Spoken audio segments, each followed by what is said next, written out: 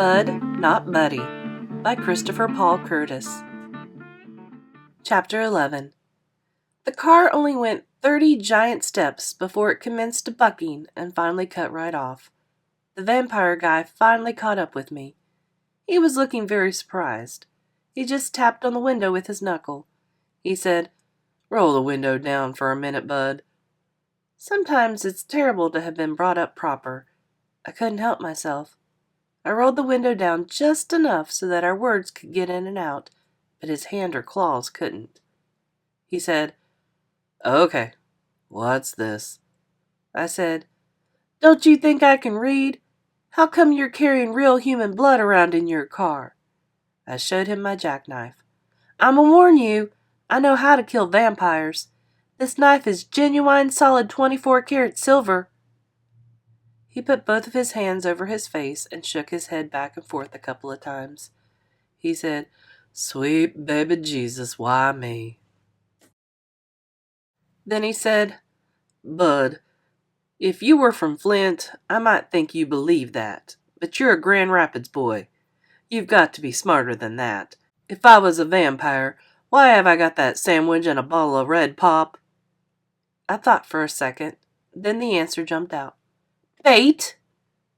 He put his hands back over his face. This time, when he pulled them away, he was laughing. He said, "Bud, if I was a vampire, I wouldn't have to catch little boys. I'd just stick my fangs into one of those bottles and have my supper. Besides, where have you ever heard of a vampire that knew how to drive a car?" That made sense. In all the moving pictures I'd seen and all the books I'd read about vampires, I never could think of seeing one that could drive a car, but I wasn't going to take any chances. "Could I please see your teeth, sir?" "What?" "Your teeth, sir." The man mumbled something, shook his head again, then leaned close enough to the window glass and opened up his mouth. Even though he didn't have fangs, his teeth still looked kind of scary. They looked like you could bite a pretty good grapefruit-sized chunk out of you. Then he said, "Bud, I've got to get this blood to Hurley Hospital in Flint. They need it right away for someone's operation. I can look at you and tell you're far too smart to believe in any nonsense like vampire, son. Be a good boy and open the door." I pulled the lock up for him and scooted over to the passenger side of the car. I unlocked my door just in case he had any tricks up his sleeve. He got in the car and said, "You'll never know how grateful I am to you, Bud. I'll take that horrible image of you putting the car in gear to drive away while I stood by the side of the road in Oswego, Michigan at 2:30 in the morning to my grave with me. Thank God you don't know how to drive." "No, sir, but if you'd have showed me some fangs, I'd have learned real quick." Just in case, I watched the way he put the car in gear, so's the next time something like this happened, I'd know how to make a clean getaway. Me and the man headed back toward Flint, driving over the same road it took me so long to walk. Going like this, I wasn't never going to get away from this doggone city. We hadn't been driving for a minute before he started asking a whole slew of questions. Questions that I had to be very careful about giving the right answers to. He said, "Don't you feel bad about worrying your mother like this, Bud, not Buddy?" "My mother is dead, sir. Most times, if you tell an adult that, they'll leave you alone. But not this man." "What? I'm sorry to hear that, Bud. So, you stay with your daddy?" "Yes, sir." "Right in Grand Rapids?" "Yes, sir." "What's his name? Does he work for the railroad?" "No, sir." The seed started clicking his head out farther and further. "His name is Herman E. Calloway, and he plays the biggest doggone fiddle you'll ever see." The man shouted, "What?" I said, "Really, sir? I swear for God, it's the biggest fiddle in the world." He said, "I know your father. Everybody in Grand Rapids does." I didn't say anything. He said, "Well, I'll be. You know, at first glimpse, I wouldn't say you look that much like Herman. But now that I look at you, I suppose you do. Of course, he's quite a bit bigger, if you know what I mean." This was the best news I'd had all day. My face nearly split in half from my giant smile. "Yes, sir. Folks say I'm the spitting image of my old man." He really started shooting the questions at me, so to stop him I said, "Sir, could I please have the sandwich and the rest of the red pop before I answer any more questions?" He slapped his forehead and said, "Oh, I'm sorry, bud. I was so surprised about who you are and so happy that you didn't drive off that I forgot about our deal." He handed me the sandwich and the pop and the apple. I was so hungry that I forgot all about scraping the mustard off the bologna sandwich, and even like that, it was the best sandwich I'd ever had in my life. "Bud," he said, "my name's Mr. Lewis. Now, if you were about 15, 20 years older, you could call me Lefty, but you're not, so you can't. Mr. Lewis will do just fine." I shoved the part of the sandwich that I was chewing into the side of my mouth so I could say, "Yes, sir, Mr. Lewis, sir." He said, "I'm not ashamed to admit it. You gave me a scare here tonight that I'll never forget. I just know I'll be having nightmares about meeting you for the rest of my life. I'll wake up in a cold sweat many a night with the picture of you in my car pulling away with that blood on the seat. I can see it all now. I'll be sound asleep, deep in the middle of a Ruth Dandridge dream, when all of a sudden I'll be standing on the side of the road in Oswego, Michigan at 2:30 in the morning, and I'll be seeing my car and that blood pulling away with nothing of you showing but that little peanut head of yours peeking over the dash." He looked at me out of the side of his eye. "Anyone ever tell you you've got a little peanut head?" I glugged down the pop I'd been swishing around in my mouth and said, "No, sir." "Well," he said, "this may be the first time, but unless you undergo some major surgery, I'll bet it won't be the last." "Yes, sir." He waited a second, then sounded kind of disappointed when he said, "Don't take it so seriously, bud. I am teasing, you know." I started in on the apple. "Yes, sir." "Ever been in the army, bud?" "No, sir." "Well, I've got to tell you, I haven't heard so many sirs since I was back at Fort Gordon in Georgia in training for the big war." I almost said, "Yes, sir," but I looked at him and guessed he was still teasing. I took another drink of the red pop and saw that when I was raising the bottle, I'd accidentally let some of the sandwich slip out of my mouth and down into the pop. There were a couple of chunks of chewed up bread, a blob of bologna, and some of the mustard swimming around in the bottle. The mustard was real pretty. It looked like some kind of magical fog. Every time I moved the bottle, the mustardy smoke went into a different kind of shape. Lefty Lewis said, "How about sharing that pop, bud?" Uh-oh. He took one look and handed it back. He said, "Nothing personal, bud. I've raised 3 kids and have 2 grandkids. I've learned the hard way about drinking after young folks, but I do believe you need to get in and see a doctor soon, son. It looks to me like you've got a serious backwash problem. That's the most food I've ever seen floating around in a bottle of pop. In fact, it doesn't look like red pop anymore. It looks more like red stew." I real quick chugged the rest of the pop down and ate the apple real slow, because I figured as soon as I was done with it, the questions would start up again. Lefty Lewis said, "Aren't you sleepy?" I was perfect. I could pretend I was falling asleep and then come up with some answers that would get me to Grand Rapids for sure. I yawned real big. "A little bit, sir." "All right, here, give me that core. I think the only thing that's left is a seed or two anyway." I handed him the apple core, and he put it and the wax paper from the sandwich in the paper bag. "You just stretch out there and have some sleep. In about an hour you'll be in a nice comfortable bed. We can have our talk in the morning." He reached in the back seat and said, "Here," and handed me a jacket. "You can use this for a blanket." The jacket smelled real good, like spice and soap. Lefty Lewis said, "Oh, Bud, not Buddy, one more thing before you doze off. Could you reach over into that box and hand me one of those bottles of blood? I haven't had a bite to eat all day." I kept my eyes closed and smiled. I knew I was going to be safe because I'd never heard of a vampire that could drive a car, and I'd never seen one that had a good sense of humor. Besides, I kept my jackknife open under my leg, and he looked like he'd believe me when I told him it was made of real silver, even though it probably wasn't. As soon as I had the jacket over me, the smell of the spice and soap and the sound of the crickets and toady frogs outside made my eyes get real heavy. Wow, I must have been real tired. Walking and ducking in and out of the bushes between Flint and Owasso was a lot more work than I thought it was. Most of the time since Momma died, if someone even walks close to me where I'm sleeping, I'm up in a flash. My eyes fly open and I'm looking right at them. At one of the foster houses where I'd stayed, a woman told me she knew I was going to be a criminal because anyone who sleeps that light has got to have a guilty conscience. Most of the time, the sound of someone else going from sleep breathing to awake breathing in the same room as me is enough to get me up. But this morning, I felt like I was at the bottom of a well that someone had filled with tons of thick chocolate pudding. Someone was calling my name from way up at the top of the well. She was saying, "Bud, Bud, Bud."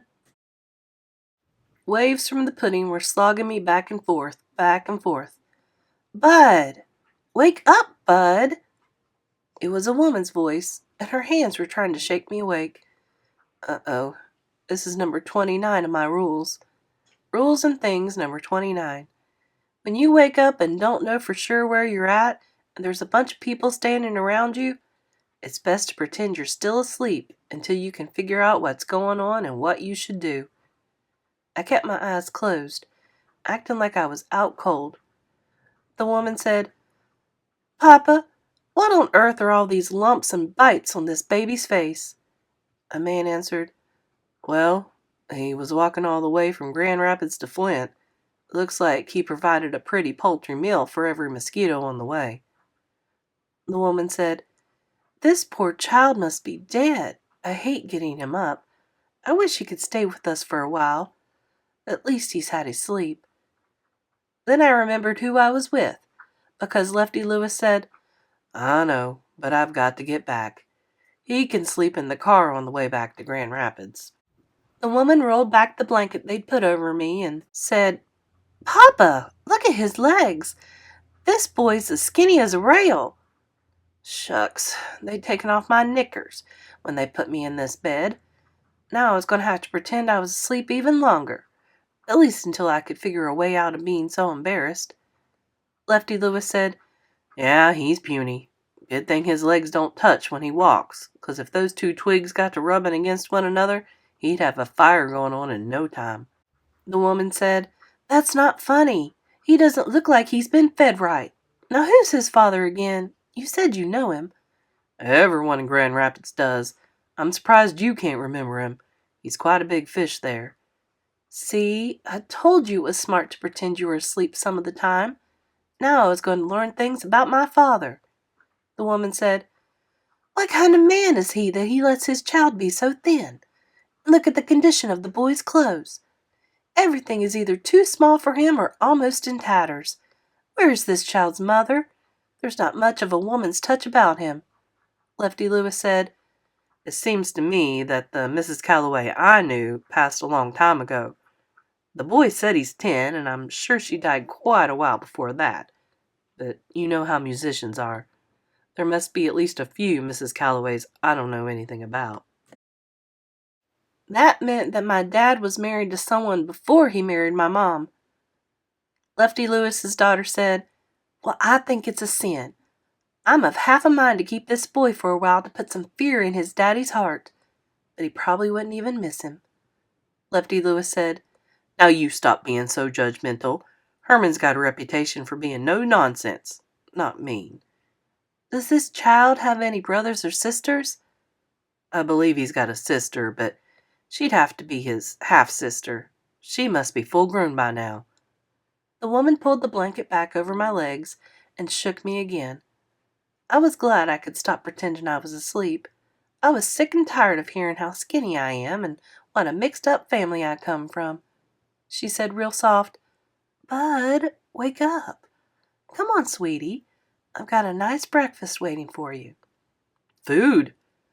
I started blinking and acting like those were the first words I'd heard this morning. I said, "Huh?" like I was kind of confused. The woman smiled real big and said, "Oh, I see that got your attention, didn't it? Good morning, young man." "Good morning, ma'am. Good morning, Mr. Lewis," he said. "Hey, you remembered my name. I'm impressed. Good morning, Walking Willie. We've got to hit the road in a bit. Better hurry up and get some food in your belly." He acted like he was whispering just to me when he said, "The food in this joint ain't the best, but I guarantee after you eat here, you won't be hungry for days. This meal's going to be sitting on your stomach like a rock for a good long time." The woman said, "Ignore him, Bud. My father doesn't mean anything. He just can't stop teasing." I said, "I know, ma'am. He told me I've got a head shaped like a peanut." The woman slapped her father on the arm. "Papa, I can't believe you teased this child already. What is on your mind?" Lefty Lewis rubbed his hand over his head and said, "Look at this noggin. I rest my case. Boy looks like one of the George Washington Carver's experiment sprouted legs and run off. You sure you're not from Tuskegee, Alabama, Bud?" I said, "No, sir." The woman sucked in her lower lip and swallowed a smile before she said, "See, Bud, he can't help himself, but he really doesn't mean anything. Do you, Papa?" The way she asked that, you'd have to be pretty stupid not to know how to answer her. Lefty Lewis said, "Not a thing. It's just that you—" His daughter spoke up. "My name is Mrs. Sleet, Bud. Pleased to meet you, ma'am. Now, while you wash up, I'm going to go get some clothes that my boy outgrew a while ago. Barely been used. So when you get dressed, you come on down and we'll eat. You chose a great day to visit. We're having a very special breakfast today. Pancakes, sausage, and toast, and a big glass of orange juice. You can meet Scott and Kim, too. How's that sound?" "That sounds real good, ma'am. Thank you very much." "Don't mention it. It's a pleasure to have such a well-mannered young visitor." Mrs. Sleet and Lefty Lewis left the room. As soon as they were a little bit down the hall, I could hear her start in on scolding her father again. "I just can't believe it. You know Momma was right about you." All I could hear next was him mumbling some answer, then her slapping his arm again. After I got out of the bathroom, I saw that Mrs. Sleet had put some clean clothes on the bed. My old clothes were gone, all except for my drawers, which I hadn't taken off. She'd even put clean drawers out for me, so when I put them on, I stuck my old ones down in the pocket of my new pants. I could ditch them when I got to Grand Rapids. It's too embarrassing to have strangers look at your dirty drawers, even if the stranger is as nice as Mrs. Sleet. The new clothes were just a little bit too big, but they were long pants and not knickers, so I didn't care. I rolled cuffs into the pants and sleeves, and they fit pretty doggone good. Man, my first pair of trousers. I let my nose lead me down to where the smell of pancakes and toast was coming from. The Sleets had a room for eating, and it had a great big table right in the middle of it. The first thing I noticed was a huge pile of pancakes sitting on a blue and white plate on top of the table. Lefty Lewis was sitting with Mrs. Sleet's kids. The little girl had a big smile, and the boy was looking at me kind of hard. It wasn't one of those put up your dukes looks. It was just a look like one dog gives another dog that might be passing through his neighborhood. Lefty Lewis said, "Bud, these two worrisome midgets are my favorite grandkids. Kim is my favorite granddaughter, and Scott is my favorite grandson. Of course, they're my only grandkids, so in fairness, you have to say they're also my least favorite grandkids." These two kids had had a lot of practice being around their teasing old granddad, because they didn't pay him no mind at all. I said, "Hi, my name is Bud, not Buddy." The little girl said, "That's a strange name, Bud, not Buddy." And even though she was kind of young and scrawny to be teasing folks, I could tell that this was exactly what she was doing. Lefty Lewis laughed and said, "That's my girl." Then he went into the kitchen. Scott looked up to make sure the grown folks weren't around and said, "You really run away from home?" I had to stop and think. It's one thing to lie to a grown-up. Most times adults want to hear something else that lets them take their attention off you and put it on something else. That makes it easy and not too bad to lie to them. You're really just giving them what they want. It's different when you lie to another kid. Most times, kids really do want to know what they're asking you. I guess I'd been thinking too long, 'cause he said, "You run all the way from Grand Rapids to Owasso? Was it 'cause your daddy used to beat you?" I could answer that with a swear for God truth. Shucks, my daddy never laid a hand on me in his life. And how come you run? I didn't like where I was. That wasn't a lie. Well, if you're lying about your daddy beating you, you better scram right after breakfast, 'cause my Gramps is taking you straight back home. My daddy never laid a hand on me. The little girl said, "Scott, you talk too much. Let him sit down." Then she said, "Mama's gonna be bringing in the sausages in a minute. You like sausages?" Uh-huh. I never had sausages before, but if that was what was making the house smell so good, I was going to love it. Kim said, "Good, 'cause my grandpa brought them all the way from Grand Rapids. He always brings us good food, and we're going to share it with you, 'cause Mama says you're our special guest and we have to treat you nice. Am I being nice?" "So far." "Good. I'll make a deal with you." Uh-oh. "What kind of deal?" "I'll sing a song that I made up by myself, and when I'm done, I get to ask you one question, and you have to answer and cross your heart you tell the truth." That didn't sound too bad. "Okay. Here it goes. It took me a very long time to make this song up, so I hope you like it." The boy said, "Oh, brother." Kim sang, "Mommy says no, Mommy says no, I listen, you don't. Wah ha ha ha ha. The building falls down, the building falls down, you get crushed, I don't. Wah ha ha." Boy, that was about the worst song I'd ever heard. Kim stood up and bowed like a princess. I clapped my hands together kind of soft under the table. She said, "Thank you very much." Scott just shook his head. Kim said, "Okay, that's my part of the deal. Now you've got to keep your part and answer any question I ask."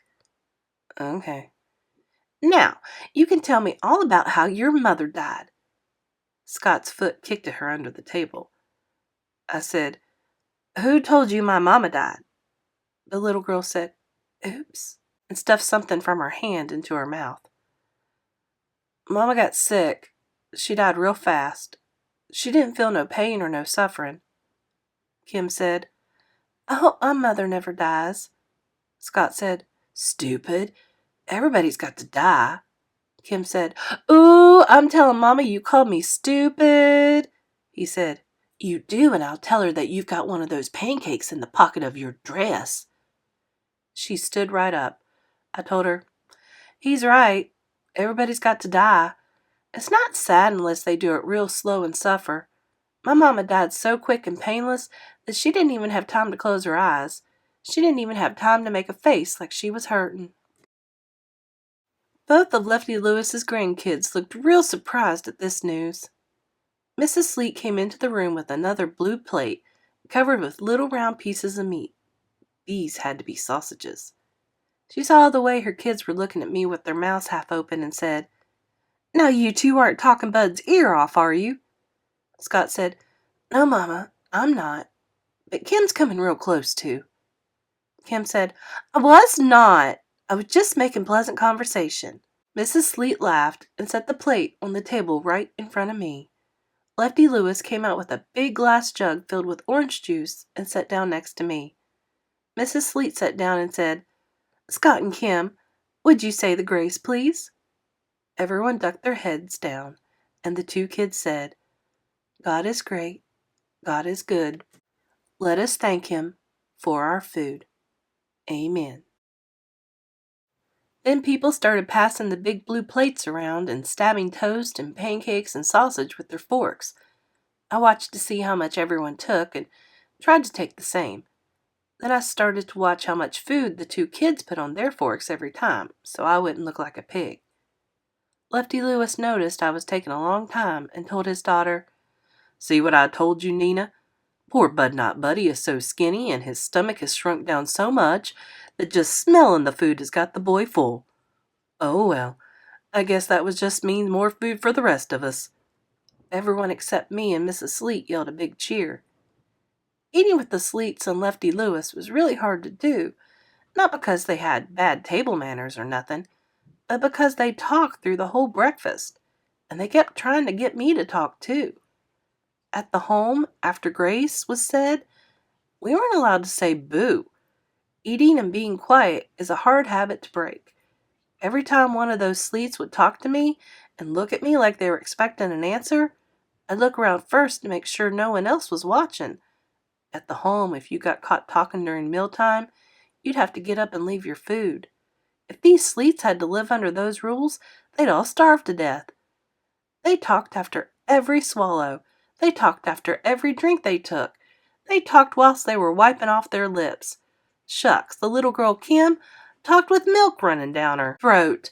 Some of the time her words got glugged up in what she was swallowing. And they laughed. Man, did they laugh. It was hard to tell whose story they were laughing at. They were doing so much chattering. Lefty Lewis was talking about radio shows, and Scott was talking about going to a baseball game to watch Lefty Lewis pitch, and Kim was talking about a little girl she didn't like, and Mrs. Sleet was talking about some people called red caps. Kim said to her mother, "Mommy, can't you tell that Bud Not Buddy doesn't know what a red cap is? You gotta explain better." Mrs. Sleet said, "Oh, sorry, Bud. Red caps are the men who work at the railroad station loading the trains and taking people's bags to their cars. That's what Mr. Lewis does. My husband is a Pullman porter. He takes care of the people once they're on the trains." Kim said, "Yeah, our dad gets to travel all over the country on trains for free." Scott said, "It's 'cause he's working. It's not for free. He gets paid to do it." Lefty Lewis swallowed a big hunk of sausage and said, "And you know what, Bud? I bet the thing he misses most is Nina's cooking. I can't tell you how proud I am of how far my daughter's cooking has come. This might be hard to believe, but she used to be such a bad cook that her fried chicken was known to have turned a chicken hawk into a vegetarian." Scott and Kim and Mrs. Sleet started busting a gut. "Yep," Lefty Lewis said. "I brought a friend to Flint a couple of years ago, and even though I had warned him, he tried to be polite and ate 4 of her pancakes. Poor soul held his stomach all the way back to Grand Rapids. Said to me, 'Lefty, I don't mean to show any disrespect, but those weren't pancakes your daughter served me. They were pain cakes.'" Mrs. Sleet laughed along with everyone else and said, "Well, I'm sure I don't need to hear any more of this," and picked up the empty sausage plate and went into the kitchen. As soon as she got out of the room, Kim whispered, "Quick, Grandpa, tell Bud Not Buddy how many times you had to pull the car over when you two were going back to Grand Rapids so that man could get out and vomit on the side of the road." Before Lefty Lewis could answer, Mrs. Sleet came out of the kitchen with a big wooden spoon and whopped her father a good lick in the head.